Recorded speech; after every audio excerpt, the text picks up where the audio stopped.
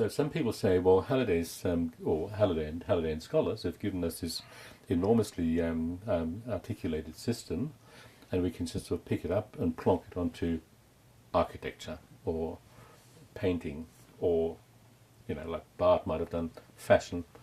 Theo and I, in the Reading Images work, we said rather, what is important about Halliday for our work is the semiotics.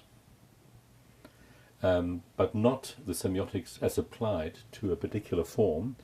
And Halliday himself made a distinction between speech and writing.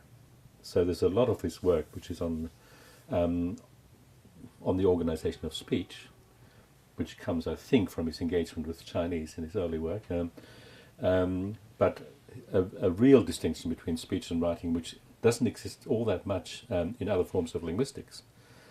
So he had already kind of, he more or less said, he didn't use the word affordance at all, of course, but he said speech is organized very differently, and I think he refused to use the word syntax in relation to speech. Organized very differently. And we also said that the materiality of the stuff which gets turned into the resources for communication, semiotic resources, the materiality has an effect on how a higher level categories such as functions, metafunctions, get articulated.